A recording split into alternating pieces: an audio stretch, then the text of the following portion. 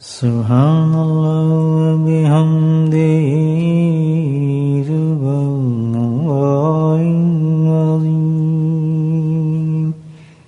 سبحان اللہ بحمدہ سبحان اللہ العظیم سبحان اللہ بحمدہ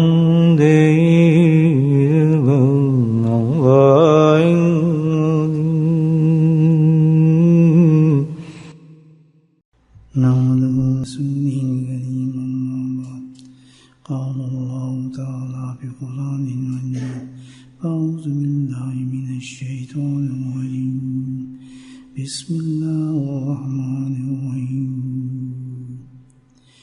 ان اللہ وملائکتہ یصلون علی النبی یا ایھا الذین آمنوا صلوا علیہ وسلموا تسلیما اللہم صل علی سیدنا ومولانا محمد معدن الجود والکرم اللہم صل علی سیدنا ومولانا محمد وآلہ وصحبہ اللہم صل علی سیدنا ومولانا محمد وآلہ وصحبہ وبارک وسلم اما بعد امداد السلوک تصوف کی ایک بہت عظیم کتاب ہے۔ سلوک کہتے ہیں راستے کو، اور یہ خصوصی سلوک کا جو لفظ ہے یہ اس وقت بولا جاتا ہے کہ اللہ کے راستے پہ چلنا، اللہ کے راستے کے مسافر، یعنی سلوک کا راستہ طے کر رہا ہے۔ یہ کتاب ہے بہت بڑی، اس میں حضرت مولانا رشید احمد گنگوہی رحمۃ اللہ علیہ کا ایک مقولہ ہے۔ مقولہ کہتے ہیں کہ قول، آپ کا فرمان ہے، آپ کی ذات سے اس معقولی کی جو نسبت کے حساب سے دیکھا جائے تو کس قدر معتبر ہوگا جو آپ نے فرمایا ہوگا، کیونکہ راہ سلوک پر اللہ کے راستے میں چلنے والا یہ ایسا مسافر تھا کہ ساری زندگی، پوری زندگی اسی سفر پہ چلتے رہے، اللہ کا راستہ ہی چلتے رہے، اور اس قدر چلے، اس قدر راستے کو طے کیا کہ آخری عمر میں یہ تھی کہ بینائی بھی آپ کی ختم ہو گئی تھی، دیکھ نہیں پاتے تھے، لیکن سبحان اللہ وہ عشق اور وہ جنون تھا اس راستے پر کہ اس میں کوئی ملامت نہیں تھی، بلکہ جب آپ سے کہا گیا کہ حضرت آپ اپنی آنکھوں کا علاج کرا لیں، تو آپ نے مسکرا کر کہا کہ ویسے بھی تو مراقبے میں بیٹھنا پڑتا ہے، اللہ نے خود ہی بند کر دیا تو کیا فرق پڑتا ہے۔ کتنے بڑے عاشق ہوں گے، ہم تو کہہ ہی سکتے ہیں باتیں، لیکن جو راستے سے گزرا ہوگا اس کی کیا کیفیت ہوگی عشق اور محبت کی، مجھے بتائے۔ سوچ سکتے ہیں آدمی کتنا آپ کے دل کے اندر اللہ تعالیٰ کی محبت ہوگی اور کتنا قرب ہوگا۔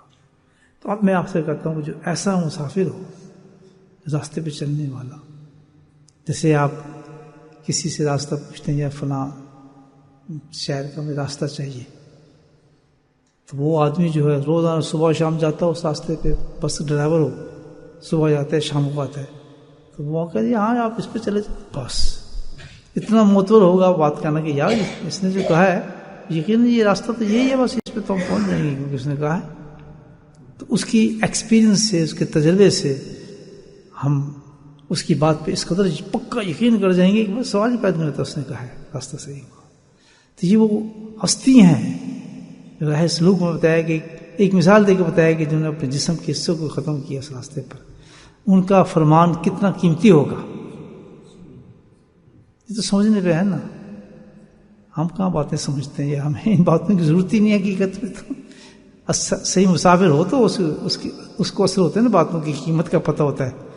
تو الحمدللہ جو صحیح مسافر ہیں اس راستے کے, ان کے لیے تو یہ موتی ہیں. اور ایک صحیح مسافر سے میں نے سنا ہے, جس کی زندگی کو میں نے دیکھا کہ اس کا جسم اور زبان گلی ہوئی تھی اللہ کے ذکر سے. وہ میرے حضرت شیخ تھے جن سے میں نے یہ مقولہ میں نے خود سنا. تو میں آپ کو یعنی بہادر بات آپ سے بتا رہا ہوں, کتنی مستند بات ہو. میرا کہنا اور ہے, آپ کا کہنا اور ہے, زید کا کہنا اور. لیکن جو آدمی اس راستے پہ چل کے اس نے اپنی زندگی کو ہر چیز ختم کیا ہو اپنے عشق میں اور محبت میں, تو کتنا وزن ہوگا. تو صرف ان کا بتانے کا مطلب یہ ہوتا ہے ایسے لوگوں کا کہ بھئی آنے والے جو سچے عاشق ہیں, جو اس راستے پہ چلنا چاہتے ہیں, ان کو ایک دشواری نہ اور وہ راستہ پا جائے. تو اس بات کا عرض کرنے کا مطلب بھی میں اپنے آپ کو کہہ رہا ہوں کہ بھئی یہ معقولہ میں اس لیے پڑھ رہا ہوں کہ اللہ مجھے بھی عقل دے, اور زندگی کے جتنے دن ہیں اگر ایسے لوگوں کی باتوں پہ عمل کر کے اپنے آپ کو گزار دے آدمی, تو کیا مقام انسان کو مل سکتا ہے. تو یہ ہے, اس مقصد کے لیے میں آپ سے عرض کر رہا ہوں. بزرگوں سے سنی باتیں ان کی صحبت سے, تو آپ لوگ نیک آدمی میں چلو آپ کو بیٹھ کے اپنے سبق کو دہراتے بھی ہیں الحمدللہ, اور اپنی باتوں کو پکا بھی کرتے ہیں. میرے بھائیو غور سے سننا, یہ بات سنیں گے, ضائع نہیں کرتی باتوں. میں ہمیشہ آپ سے کہتا ہوں, میں بھائی تو تقریر کرنے تو نہیں آیا, نہ میرا تقریر تعلق ہے, نہ میرے پاس کوئی علم ہے, نہ کوئی مفتی ہوں, نہ میں فقیہ ہوں, نہ کوئی عالم. میں تو کچھ بھی سادہ آدمی ہوں جو آپ کے ذات کا بیٹھ کے بس اپنے بیٹھ کے دکھڑے رولتے ہیں. لیکن یہ باتیں جن کے میں حوالے دیتا ہوں جن حضرات کے, وہ اتنی قیمتی ہوتے ہیں کہ ان کو ضائع نہیں کرنا چاہیے. اور سمجھیں کہ یہ اللہ کا پیغام جو ہمیں مل رہا ہے, ہم خود اس راستے پہ چل رہے ہیں, تو وہ تو اتنی آسانی ہے ہمارے لیے کہ اگر ہم کسی غلط چیز پر چل رہے ہیں, غلط راستے پہ چل رہے ہیں, تو ایک دم اپنا اسٹیئرنگ بورڈ کر لیں, اس راستے پہ چلنا شروع ہو جائیں. بس اتنی سی بات ہے. اب یہ نہیں کہ بھائی یا اب تو کیا رہ گیا, باقی تو زندگی گزر گئی ہے, اب تو یار 25-40 سال سے یہی کام کر رہے ہیں, اب کیا, کبھی نہ سوچنا. اللہ پاک تو ایسے کریم اور ایسے رحیم ہے کہ بستر مرگ پر بھی, آخری سانس میں بھی اللہ تعالیٰ کہ اللہ تعالیٰ سے اخلاص سے کہتے ہیں اللہ مجھے قرب دے, تو وہاں بھی مل جاتا ہے. وہ تو دل کو دیکھتے ہیں, نہ ہماری ڈاڑیوں کو دیکھیں گے, نہ ہماری پچھلی چیزوں کو دیکھیں گے, نہ ہمارے دوست. ایک خلوص پیدا ہو جائے ہمارے دل کے اندر, ایک تڑپ پیدا ہو جائے, وہ کسی وقت بھی پیدا ہو جائے. آخری سانس سے اللہ کا میں تو بہت پچھتاتا ہوں, میں نے اپنی زندگی کو ضائع کیا میرے مولا. اب میں سمجھ رہا ہوں کہ تیری ولایت تو بہت ہی بڑی چیز ہے, تیرا خوب تو بہت ہی بڑی چیز ہے. میں نے وقت ضائع کر دیا, تو بڑا کرم کرنے والا ہے, رحمی فرما دے مجھ پہ. میرا اس ذوق تو یہ کہتا ہے الحمدللہ, قسم کھا کہہ سکتا ہوں کہ اللہ تعالیٰ اتنے دینے والا ہے, اتنے دینے والی ذات ہے کہ اس ایمان دیے ہوئے جس نے ایمان دے دیا ایسے انسان کو, اس دینے والے ایمان والے کی اتنی بخشش ہے کہ الحمدللہ اس وقت بھی اخلاص سے اگر اللہ کی ولایت مانگے گا تو مل جائے گا. تبھی تو میرے اور آپ کے ہاتھ پاؤں بھی چلتے ہیں, ناک بھی چل رہی ہے, کان بھی چل رہے ہیں, پیٹ بھی چل رہے ہیں, دانت بھی خوب چباتے ہیں, کھانے پینے ماشاءاللہ بوٹیاں بھی 2 تو ختم کر دیں گے 5 منٹ میں. بریانی پکی تو دیکھو کیسے لپکتے ہیں اس کی طرف, دانت کا درد بھی نہیں ہوتا, اس کو پیٹ بھی صحیح ہو جاتا ہے, اور سب کچھ ابھی تو ہے نا. ابھی کیوں نہ ہم نیت کریں گے دوستوں, رخی بدلنا ہے اور اخلاص پیدا کرو, اس میں ڈرنے کی کیا بات ہے کہ اللہ میں اپنی محبت دے.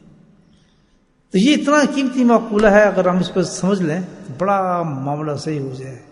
تو وہی معقولہ کیا ہے, معقولے کی تعریف بتائی کہ ایک قول ہے, اور قول کیسے شخص کی زبان سے نکل رہا ہے, اور اتنا قیمتی قول ہوگا, اتنا قیمتی قول ہوگا, آپ سنیں کہ جو آج بھی صدیوں گزرنے کے بعد بھی آج بھی جہاں تزکیہ اور تصوف کی مجالس ہوتے ہیں, بڑے بڑے علماء اور بزرگان دین آپ کے قول کے حوالے دیتے ہیں.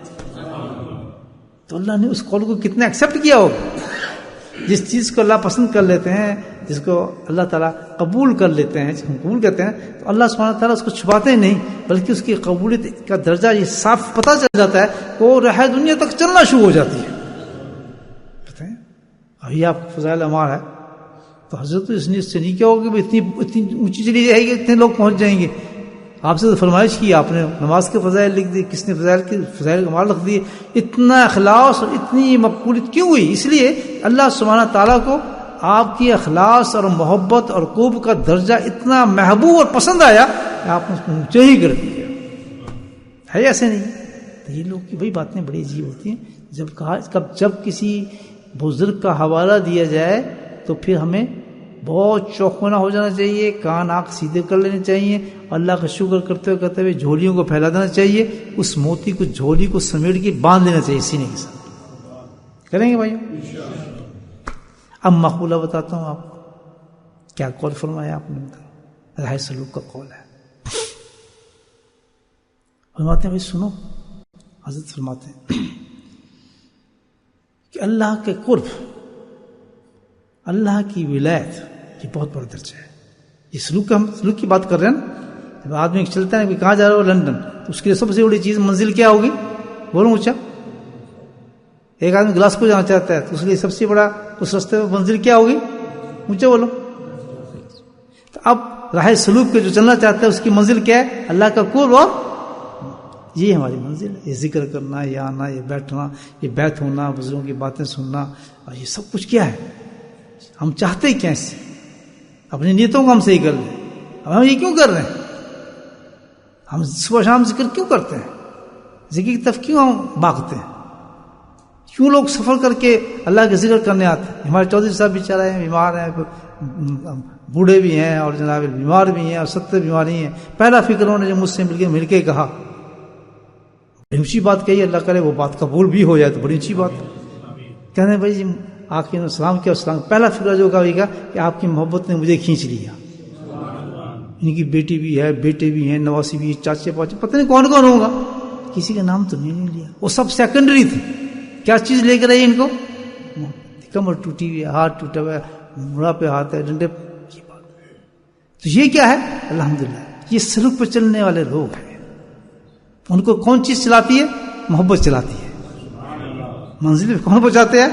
محبت پہنچاتی ہے. اگر شیخ کی محبت نہ ہوتی، واؤ اتنی دور جانا یار، کی رکھے ہوتے تو کوئی نہیں، اتھی بیٹھے ہیں آرام نال، چلو عمرہ کراؤں گے یار. نہیں، پتہ چلا محبت نگاہ کہ وہاں اللہ کی محبت کی خیرات بڑھتی ہے. وہ ایسی جگہ ہے کہ جہاں صبح شام الحمدللہ فرشتوں کا نزول ہوتا ہے اس مجالس پر. اور وہ ایسی مجلس ہے کہ اس کفرستان کے اندر صبح اور شام ہزاروں لوگ بخشے جاتے ہیں.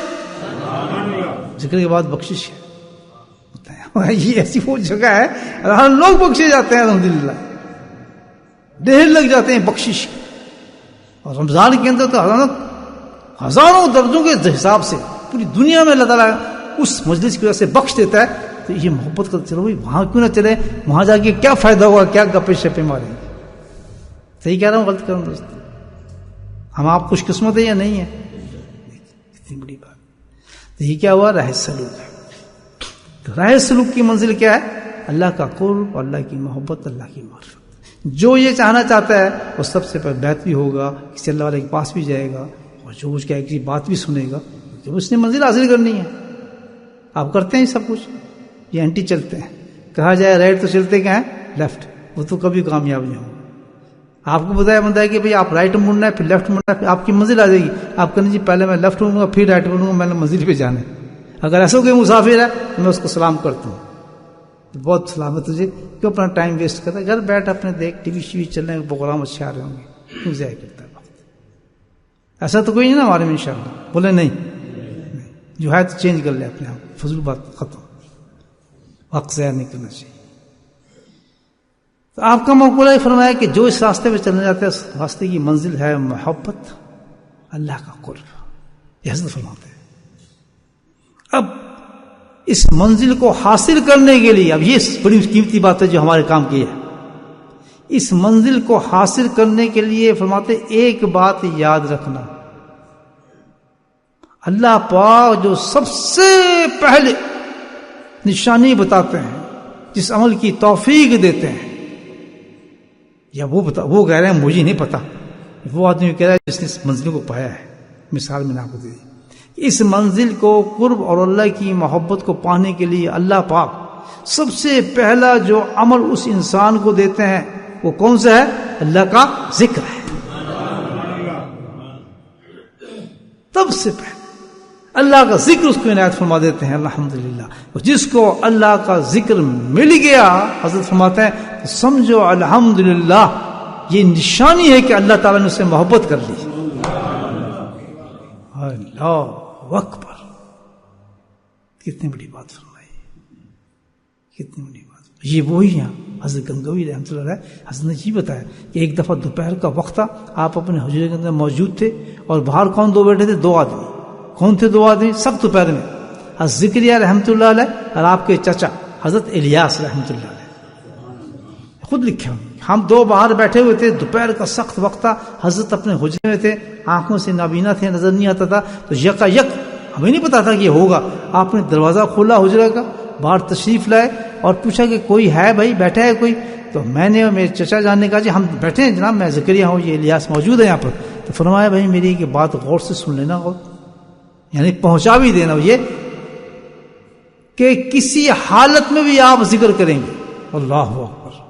دل کرے نہ کرے، ماں طبیعت مانے نہ مانے، نفاق آ رہا ہے، منافقت آ رہی ہے، لیکن آپ جس حالت میں بھی اللہ کا ذکر کریں گے اللہ سبحانہ وتعالیٰ اس کو قبول فرما لیتے ہیں. تو چھوڑنا مت، بچی چھوڑنا مت اس کو کہہ کے فرمایا آپ فوراً اندر چلے گئے. اور اللہ جانے کیا ان پہ یہ ورد طاری ہوا ہوگا، کیا کیفیت طاری ہوئی ہوگی، کیا چیز کا طاری ہوگی. جو اتنی 2 بڑے حضرات سے دین کا کام لینا تھا اللہ نے، تبھی ان دونوں حضرات پر یاد رکھیں، دونوں حضرات جو سب سے بڑا غلبہ تھا ان پر تبلیغ کا، وہ اللہ کا ذکر تھا. حضرت الیاس کا مقولہ ہے لکھا ہوا، یاد رکھنا تبلیغ کے اندر تم نے اگر ذکر کو اور فکر کو چھوڑ دیا تو تمہاری تبلیغ چلت پھرت رہ جائے گی. ذکر کو مت چھوڑنا، کیوں اصل مقصد ذکر ہی ہے جس کی تبلیغ تم نے کرنی. اور حضرت کبھی تھا ذکر کا اللہ کبھی آخری وقت میں کہا کہ یاد رکھو ذکر کو زندہ کرو. یہ افریقہ کے اندر آپ نے کہا تھا. تو کیونکہ کام لینا تھا اللہ پاک نے ان سے بہت بڑا، اس وقت تو کام نہیں شروع ہوا تھا تبلیغ کا، بعد میں ہونا تھا. تو آپ نے ان کو ہنٹس دے دیا کہ مندائے مقصد یہ ہے کہ جس وقت ذکر کمزور ہو رہا ہو، لوگ ذکر سے غافل ہو رہے ہوں، ذکر چھوڑ رہے ہوں. آج کا زمانہ تو ایسے ہی ہے نا بھائی، یہ نہیں ہے ایسے. ہزاروں میں سے ایک آدمی ملے کبھی ذکر کی طرف ترغیب رکھتا ہو، یا ذکر کی طرف جاتا ہو، یا ذکر میں بیٹھتا ہوں مجالس میں، ہے کوئی ایسا؟ بہت کم. یا اپنی ماں صبح شام ذکر کے ساتھ معمول کو لیا ہو، اس کو پورا کرتا ہو، بہت مشکل. ہزاروں چیز کر سکتا ہے لیکن اللہ کا ذکر نہیں کرتا. تو کہا اس کو زندہ کرنا. یہ ہے اللہ کی محبت کی نشانی کہ جس کو اللہ سبحانہ تعالیٰ اپنے ذکر کی توفیق دے دیں تو سمجھیں کہ ہے اللہ نے اس سے پیار کر لیا. اور جب پیار کر لیا تو فرمایا یہ نشانی ہوگی کہ اب یہ کہاں پہنچے گا، میری محبت اور قرب کے جو دروازے ہیں میں اس کے لیے کھول دوں. یہ ہے اللہ کی چاہت، اللہ کی محبت کی نشانی. میرے بھائی اللہ سبحانہ تعالیٰ دیکھیں کیا ہے. کبھی بھی اللہ سبحانہ تعالیٰ جس سے ناراض ہوتے ہیں یا جس سے خفا ہوتے ہیں تو یہ کوئی نشانی نہیں کہ اللہ تعالیٰ سورج سے کہتے ہیں خبردار میں اس سے ناراض ہوں، سورج بند کر دو. ایسے انسان پر جس سے اللہ ناراض ہے، جس سے اللہ ناراض ہے، سورج کی شعاعیں سے نہیں چھینتا، سبحان اللہ. چاند کی ٹھنڈک اس سے نہیں چھینتا، ستاروں کی چمک سے اس کو محروم نہیں کرتا، سمندر سے نکلنے والی مچھلیوں کو نہیں کہتا کہ تم مت اس کے پاس جاؤ میں اس سے ناراض ہوں. شہد کی مکھیوں کو منع نہیں کرتا کہ اس کو شہد مت کھلاؤ. اس کے رزق کو کم نہیں کرتا کہ اس کی رزق نہ دو، آم تو نہ جا اس کے پاس، کھجور تو اس کے منہ میں نہ جانا.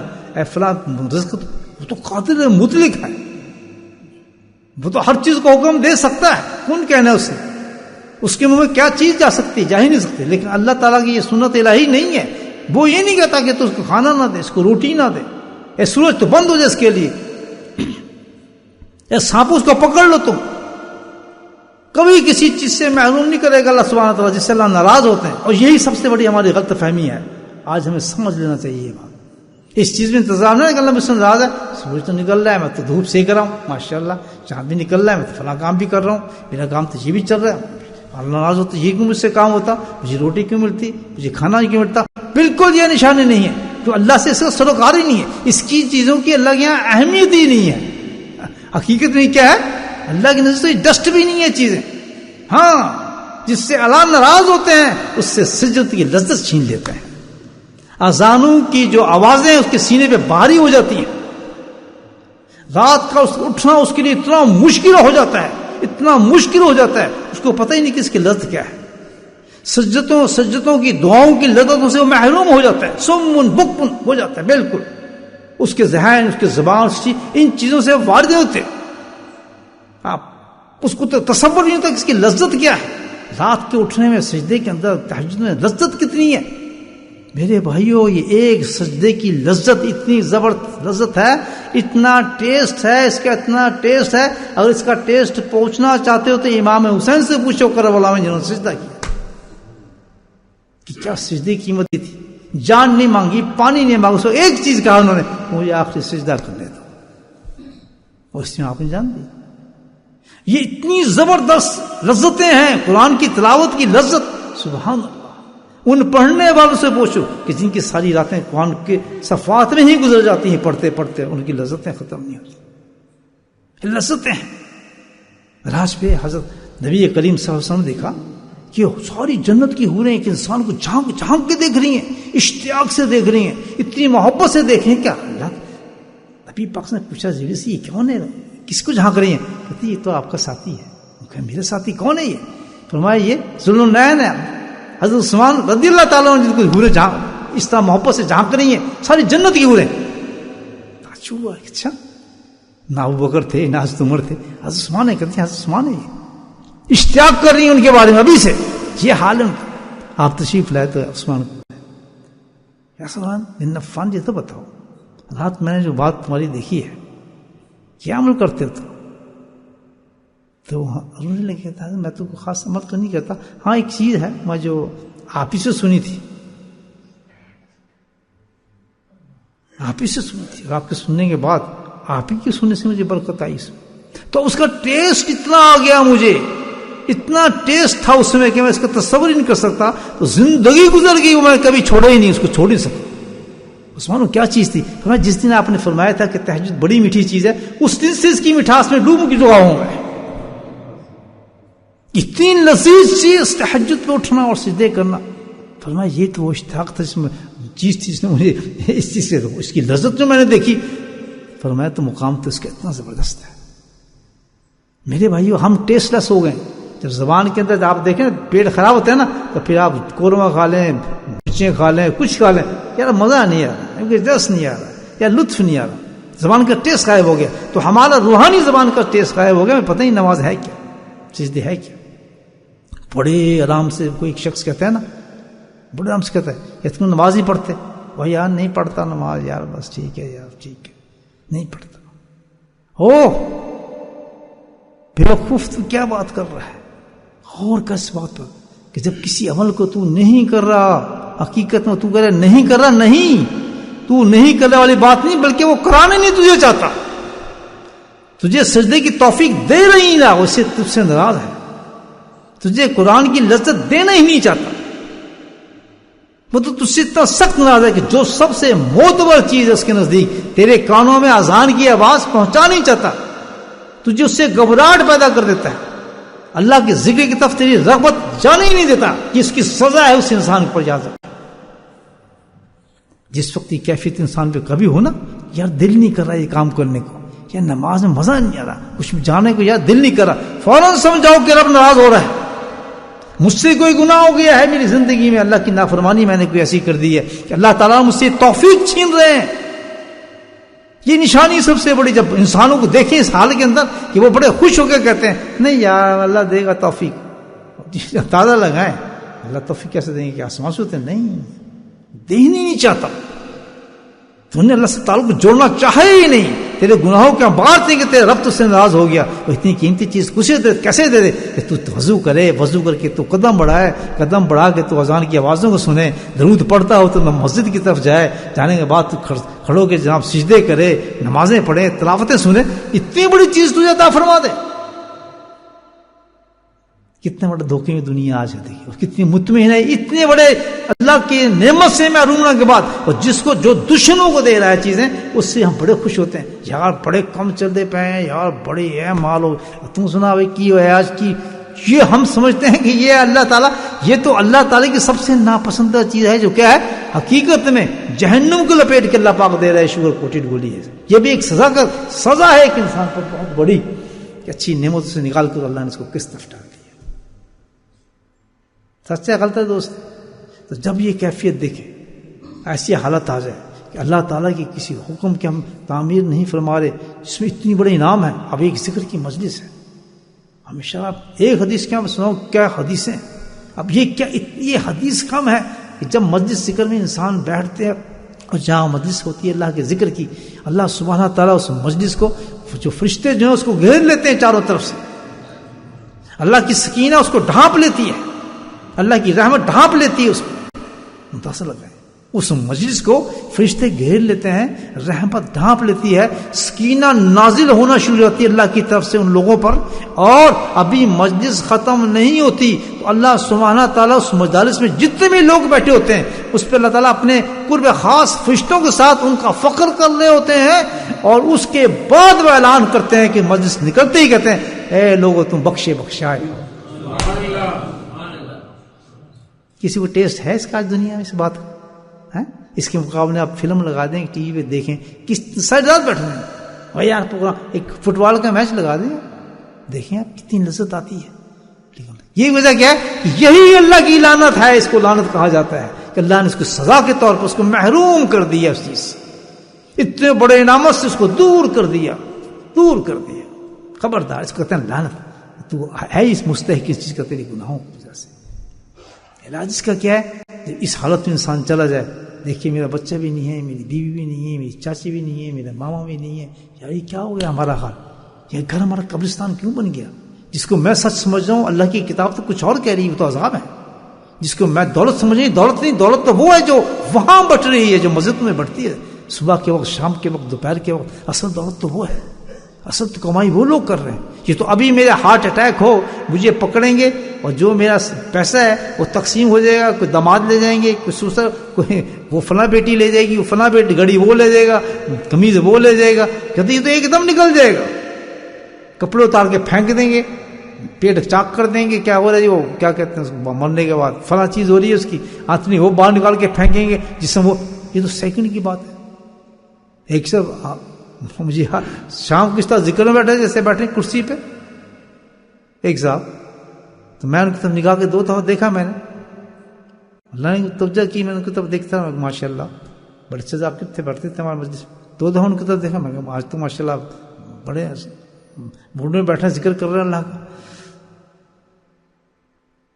انہوں نے مجھے بتایا منگڑے صاحب نے، کہتے جی فلاں آدمی کے انتقال میں کون فلاں، کہتے جی ہمارا جو ذکر، کون ذکر، میں نام سے تو واقف نہیں، شکلوں سے واقف تھا، میں کہا کون ہے جی بچے، میں تو نکل رہا تھا باہر، کہتا آئے جی تو ابھی غسل بھی نہیں ہوا، میں آپ کو دکھاتا ہوں آپ پہچان جائیں گے، کوئی ایسی بات تھی؟ میں کہا چلو، میں جوتے واپس رکھے، میں کہا چلیں دیکھیں کون ہے ذکر میں بیٹھتا تھا، میں نہیں پہچان رہا یار، اور کہتے رات تھا ذکر میں، وہ تو رات ذکر کر کے گیا، ٹھیک ٹھاک گیا، گھر لیٹا ہے، تو گھنٹے کے بعد اس کو اسپتال پہنچانا پڑ فارغ ہوں گے۔ میں کہا یار دکھاؤ آدمی کون ہے، میں دیکھو تو اتنا سے ذاکر ہے، دیکھیں اس کی شکل کیسی ہے، کہتا ہے کہ غسل نہیں ہوا، میں کہا دکھا دیں، میرا دل چاہ ہی نہیں رہا تھا، اور طبیعت میری مان ہی نہیں تھی کہ میں اس کو چہرے سے اپنی نظر کو پھیر لوں، پوچھی بیٹھا ہے، میں بار بار دیکھتا اس کو، سبحان اتنا نور اس کے چہرے پر، الحمدللہ، ابھی کچھ نہیں کچھ، میں بار بار دیکھتا رہا، یہ بھی دیکھ رہے تھے، پھر میں دل ہی نہیں بھرا اس کو دیکھنے سے، آج تک اس کی تصویر میری آنکھوں کے سامنے کہ یار کیا وجہ یہ کہ وہ ذکر کی مجلس میں بیٹھا ہے، 5 انعامات اس کو حاصل ہوئے ہیں، اس نے ذکر کی لذت لی ہے، اللہ کے مقبول بندوں میں اس کا ذکر ہو چکا ہے آسمانوں کے اوپر، اسی طرح وہ گھر گیا ہے اور اس کا بلاوا آ گیا، بولو سبحان اللہ، پھر کیا سبحان اللہ۔ تو آنکھوں سے میں نے اس حدیث کی تشریح دیکھی ہے، الحمدللہ، ہمیں تو ٹیسٹ تھی، یہاں تو منت ہے آیا اللہ کے واسطے یا ذکر میں آیا کرو، یا نام یار پرنٹ کر دو، میرے تو کمری ٹیڑھی ہو گئی تھے، پلاننگ کرتے کرتے کبھی ٹیلی فونوں پہ میسج جا رہے ہیں، کبھی وہ سائڈ بنا رہا ہوں، کبھی یہ کر رہا ہوں، فلاں وہ کر رہا ہوں، کسی طرح دعوت دی جائے۔ کبھی ایسے ہوا ہے میں کھانے بناؤں، اپنے آپ کی محنت کروں، آپ آئیں، بلکہ آپ شکایت کریں گے ہمیں کیوں نہیں بلایا جی آپ نے، سانو تو بلایا کوئی نہیں جناب، بریانی آپ پہ کھا گیا ہو دوسری، سانو دعوت کیوں نہیں بلایا۔ وہ ناراض ہوتے ہیں جس کو دعوت میں نہ بلایا جائے، ناراض ہوتے ہیں، اندازہ لگائیں، اور جو اللہ کی اصل دعوت ہے اس میں مجھے بلانا پڑتا ہے، وہ ناراض ہوتے ہیں ہمیں کیوں بلا رہے ہیں، سمجھ نہیں آتے سانو کام میں، اسی ویلے بیٹھے ہیں تھے، اسی بہت کچھ کرنا ہے، اسی شاپنگ کرنی ہے، ہے پتہ نہیں حضرت صاحب کو کیا بخار چڑھاتا ہے ہر روز ذکر کا، دیکھنا چاہیے مصروف آدمیوں کو بھی توجہ رکھنی چاہیے اس چیز کی. صبح یا شام کو جی ہمیں شام کو فلاں کام کرنا ہے، فٹ بال کا میچ چلا جائے گا، ناراض ہو رہے ہیں. اور دنیا کی بریانی جو پیٹ میں جا کے پیٹ ہی خراب کرتی ہے اس پہ ناراض ہوتی ہے. ہمیں کیوں نہیں بلایا، ہمیں دعوت کیوں نہیں دی، ہمیں نہیں کیا. یہ ایک بہت بڑی نشانی ہے دوستوں. جس وقت یاد رکھو طبیعت یہ کرنے لگے یہ دیر کیا کرنا، چھوڑو مجلس ہو رہی ہے چلے جائیں گے، یا صبح تو کر لیا تو شام کو کیا جانا، منہ پہ تھپڑ ماریں گے. کیا کرنا ہے؟ یہ پریکٹیکل کرنا ہے. کڑک سے تھپڑ مار کے شیطان شرم نہیں آتی؟ اللہ کی اتنی بڑی نعمت کو تو ضائع کر رہا ہے. بدتمیز اس آدمی اس اللہ کی تو نافرمانی کر رہا ہے جو تجھے لذت دینا چاہتا ہے. یہ سب کچھ تیرا ختم کر سکتا ہے اللہ ایک سیکنڈ کے اندر. یہ تو قلم اس کو اپنی نعمتوں کو روک نہیں رہا. تو اس سے اٹھ کھڑا ہو، اسی وقت وضو کر کے کھڑے جایا کریں، اللہ کے ذکر کے مجلس میں پہنچ جائیں. تو یہ کام کرے گا ہاتھ کھڑا کرے، وعدہ پکا. اتنا کام آپ کر لیں. میں آپ کو بتا رہا ہوں کہ صبح اور شام کا ذکر نہ چھوڑیں، باقی جو بدماشی کریں آپ کو اجازت ہے. میں دیکھتا ہوں کون بدماشی کرتا ہے کون نماز چھوڑتا ہے، باقی سب اجازت ہے آپ کو. جو آپ کرتے ہیں نا کاروبار کرتے رہے، لیکن ایک بات میں نہیں مان جائیں کہ صبح کی مجلس اور شام کی مجلس میں بھاگتے چلے جائیں. اس رب کی قسم کھا کہتا ہوں کہ جس نے آپ کو ذکر کی طرف دوڑایا ہے آپ کے جسم سے ایک ایک گناہ کو نکال دے گا. مرتے وقت آپ کی زبان سے کلمے جاری فرما دے گا، فرشتوں کو نازل فرما دے گا، خوشخبری عطا فرما دے گا، قبر کے عذابوں کو دور فرما دے گا، اور آپ کے جو بندے گئے ہوئے ہیں 7 پشتوں کو آپ کی وجہ سے بخش. دو کام کر لیں بس. کریں گے دو کام سے. آپ تیسری بات میں کہہ نہیں رہا کہ گناہ چھوڑ دو، ٹی وی چھوڑ دو، فلاں چھوڑ دو، بزنس چھوڑ دو، کچھ نہیں کہہ رہا. میں تو صرف اتنا کہتا ہوں کہ صبح اور شام پکی اور سویٹ ڈش کھانی. اس کے ساتھ یہ کہ کہیں شام کو اور کہیں مجلس کسی مسجد میں ہو رہی ہے وہ بھی سویٹ ڈش چکھ لیں تھوڑی سی جا کے، کیا فرق پڑتا ہے. کریں گے بھائیو؟ اللہ کا مجھے بھی توفیق دے. میں بھی تو آپ سے بدتر انسان ہوں. جتنا شیطان مجھ پہ چڑھتا ہے تو ہے ہی کوئی نہیں روکتا ہے. تو میرے لیے بھی دعا کریں، میں آپ کے لیے دعا کرتا ہوں. اللہ پاک ہم اس کی توفیق نصیب فرمائے.